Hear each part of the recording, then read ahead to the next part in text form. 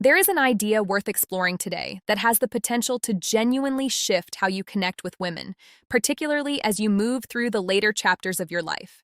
And the most striking thing about it is what it has absolutely nothing to do with. It is not about your bank account, it is not about your face or your physique, and it has no relationship whatsoever to those hollow, rehearsed lines that get recycled endlessly across the internet. The truth runs much deeper than any of that. There are two specific words that reach into something far more fundamental inside the female brain, something that activates emotional connection points most men have never even considered. The words themselves will be shared here, along with the psychology underneath them. But there is a layer to this that almost nobody catches, and it is precisely that layer that determines whether a woman forgets you by the following week or finds herself unable to stop thinking about you. Stay through to the end, because what follows has the genuine potential to transform the way you communicate with women entirely. After studying thousands of interactions between men and women over many years, a pattern becomes undeniable. The men who draw the most consistent attraction are not necessarily the most physically impressive. They are not the wealthiest in the room. What they share is command over one deceptively straightforward skill: the ability to communicate emotionally and directly. While most men exhaust themselves in hollow back and forth, tiptoeing around what they actually want, trying to please without offending, the men who truly stand out take an entirely different approach. They use two words that function like a key to something deep inside the female subconscious. The human brain is wired to respond to particular patterns of communication, and these two words, deployed correctly, produce something specific: positive emotional anchoring. The first word is this: want. More precisely, the phrase is "I want." It sounds almost laughably simple, but pay close attention to what actually happens inside a woman's mind when a man says those words with genuine clarity and confidence. He is claiming ownership of his own desire. He is not asking for permission. He is not cautiously testing the temperature of the room. He is being direct. And there is something in feminine psychology that responds to this at a very deep level, because a man who knows what he wants signals something important. He signals leadership. He communicates that he is capable of making a decision, that he will not place the burden of choosing onto her shoulders and leave her carrying the weight of the interaction. Think about the contrast, honestly.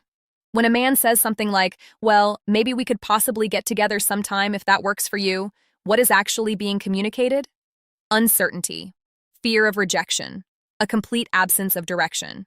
Now place that beside a man who says, "I want to take you to dinner on Saturday. I already know the right place." The difference is not subtle. One man is hoping. The other is leading. One is asking to be allowed. The other is creating an experience. This is not about aggression or pressure. It is about the quiet courage required to take up space, to stand in your own desire without apology, and to say plainly, "This is what I want." When you do that, you trigger something in her brain that psychologists refer to as sexual polarity. You occupy the masculine position of someone who takes initiative, and that naturally awakens the complementary feminine energy that responds to being led with presence rather than timidity. The second word is where the real transformation happens: appreciate. Pay close attention here, because this is the piece that most men miss entirely. If all you ever use is "I want," you risk creating an impression of self-centeredness, of a man who is primarily interested in what he can extract from an interaction. But when you bring "I want" together with "I appreciate," something completely different takes shape. You become a man who holds both initiative and emotional depth at the same time. Consider a concrete example. Rather than simply saying, "I want to see you again," you say, "I want to see you again because I genuinely appreciate the way your mind works." The depth in a conversation with you is genuinely rare. Notice what just happened in that exchange. You are not merely expressing desire. You are demonstrating that you actually see her, that you recognize and value who she is as a human being beyond the surface. And that combination is deeply, almost unfairly compelling. The reason is straightforward. The vast majority of men compliment appearance. They stay on the surface, commenting on what they can see rather than what they can sense. But when you go further, when you acknowledge something essential about who she actually is, you have moved into entirely different territory. You are not needing her in the anxious sense. You are choosing her, and women feel the distinction between those two things from a considerable distance. Now for the error that dismantles all of this in an instant. The mistake is deploying these words without congruence. Congruence is the alignment between your body language, your vocal tone, and the words actually coming out of your mouth. When those three things conflict with each other, the message collapses before it lands. If you say, "I want to take you somewhere special," while your shoulders have caved inward, your eyes are drifting toward the floor, and your voice is barely audible, the words mean nothing. Your body is broadcasting insecurity while your language is attempting to project confidence. The female brain is extraordinarily sensitive to exactly this kind of mismatch. It functions in practice like a finely tuned emotional lie detector. So when you say, "I want," your posture needs to be open, your gaze steady, your chest forward.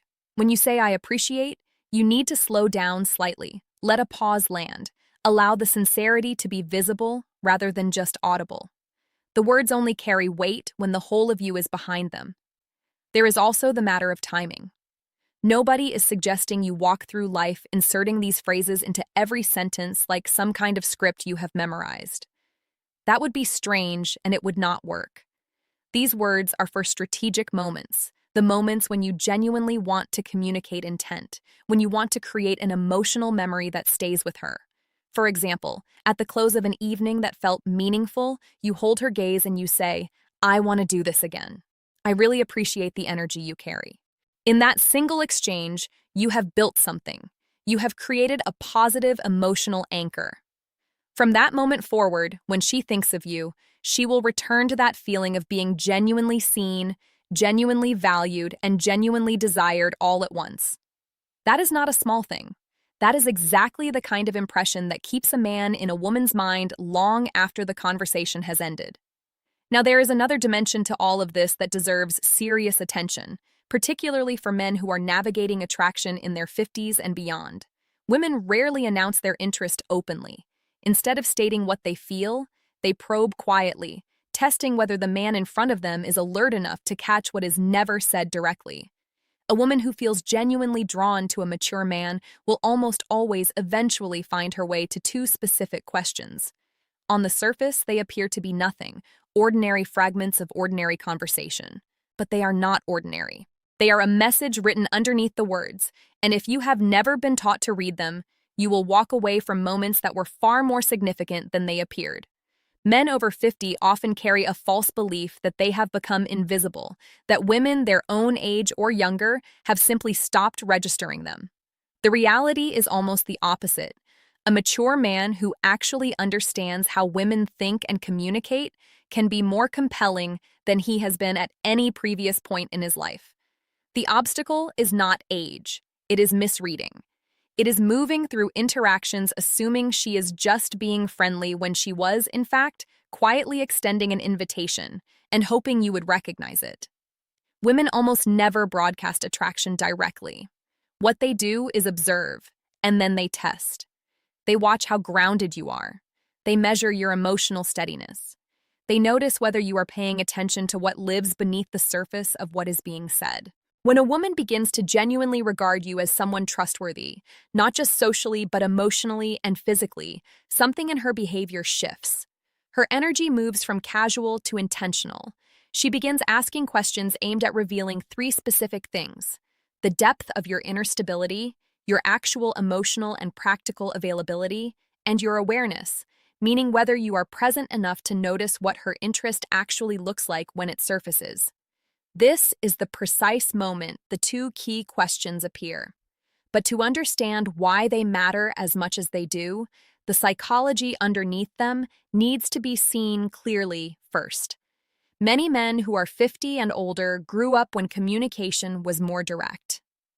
People said closer to what they meant. But the way women express romantic interest today, even mature women, operates on a different register. They do not announce it. They do not say the words plainly. What they do instead is explore carefully, using particular questions to feel out whether approaching you would be emotionally safe, whether you would receive their interest without making them feel exposed or foolish. Underneath this behavior sits a quiet fear that is especially present when a woman is drawn to an older man. If she reveals herself too openly, she worries about appearing desperate or being misread. So she wraps her attraction inside what looks like simple curiosity. She embeds it in questions that seem completely unremarkable to any man who is not paying genuine attention. And if that man misses them, she does not come back around to offer the same thing twice. Women do not reissue the same emotional invitation. Feminine psychology operates through layers. Women use questions the way men use actions. A man who feels drawn to someone does something. He steps forward, he offers, he takes initiative. A woman who feels drawn to someone asks the question that hints at closeness. There are countless questions that might come up in the course of normal conversation, but only two surface with real consistency when a woman is quietly exploring the possibility of something deeper with a mature man. Before revealing them, consider something first. When she asks these questions, she is not gathering data about your schedule or your lifestyle. She is trying to feel your emotional temperature. She wants to sense whether you are calm, whether you are settled inside yourself, whether you are genuinely open, or whether you have closed yourself off behind routine and comfortable solitude. These are not information questions. They are connection attempts. They are small bridges she lays down carefully to see whether you will step onto them with presence and warmth. When you do, something shifts inside her. Most men respond to these questions only at face value and never understand what just occurred. A man who is more grounded catches the meaning living inside the words, because when she asks them, she is not checking facts. She is checking alignment. She is checking whether you are the kind of man who notices what lives below the surface of things. The first question is aimed at one thing, your availability, not your calendar, your heart.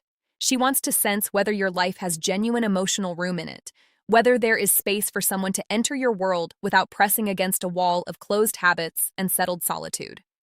It sounds practical. It is not.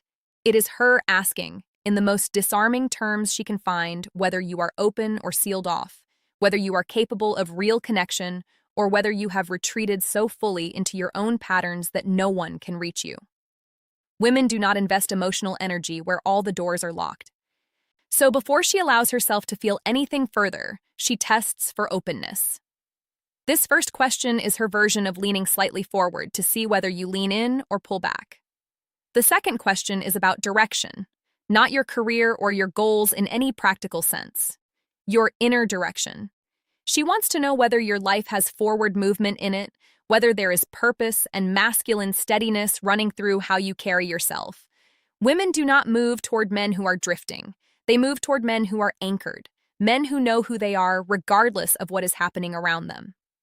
This question is her way of asking whether you are emotionally alive, whether your presence carries the kind of stability she can feel safe inside, whether you have real boundaries, or whether you are simply floating.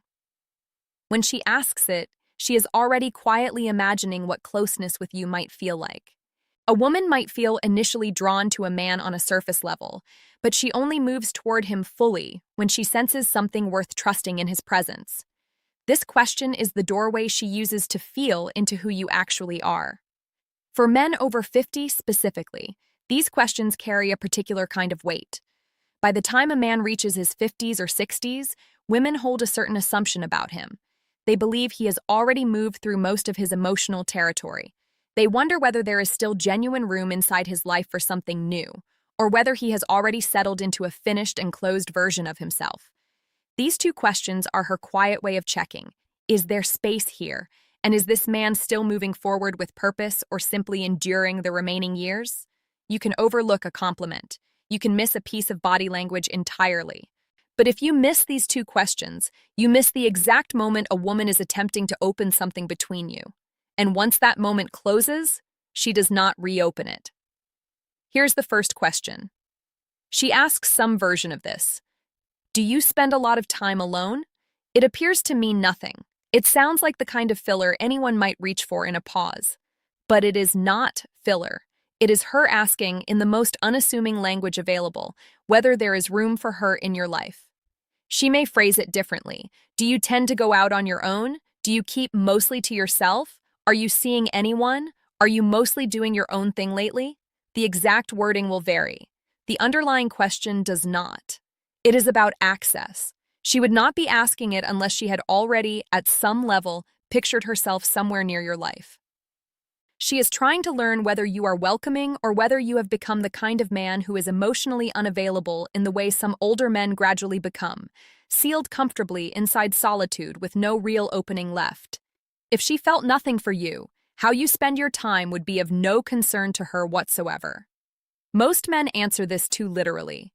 Yes, quite a bit actually. Or no, not really. It varies. A man who understands what is actually being asked hears the real question underneath it. The response that builds genuine attraction stays warm and balanced. Something like, I value my own space, but I am always genuinely open to good company. Or, I have my rhythms, but I am very open to someone who brings something real into the picture. This kind of answer does two things simultaneously.